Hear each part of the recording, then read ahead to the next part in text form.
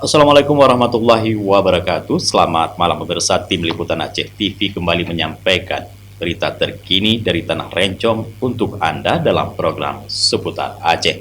Bersama saya Jufrizal, berikut liputannya.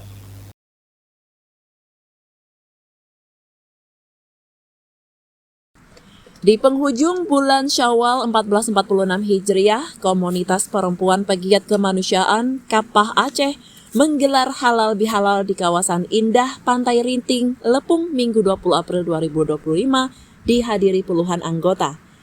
Acara berlangsung meriah namun tetap penuh kehangatan dan nikmat.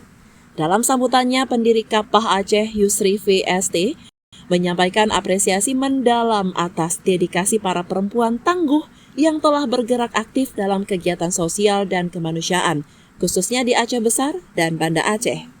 Sementara itu, Ketua Umum Kapah Aceh, Nur Laila, mengajak seluruh anggota untuk terus menjaga kekompakan dan memperluas jaringan. Harapannya semakin banyak perempuan Aceh yang tergerak bergabung dan turut berkontribusi. Acara pun berlangsung dengan prosesi saling memaafkan, makan bersama, dan diiringi alunan musik lembut. Semua itu dibalut suasana damai di bawah rindangnya pohon cemara, ditemani nyanyian ombak Samudra Hindia.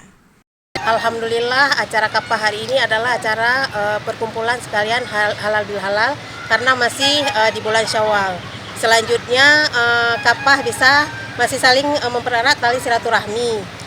Dan untuk hari ini dan selanjutnya semoga Kapah bisa berjaya dan sukses selalu. Dari Aceh Besar, tim Liputan Aceh TV melaporkan.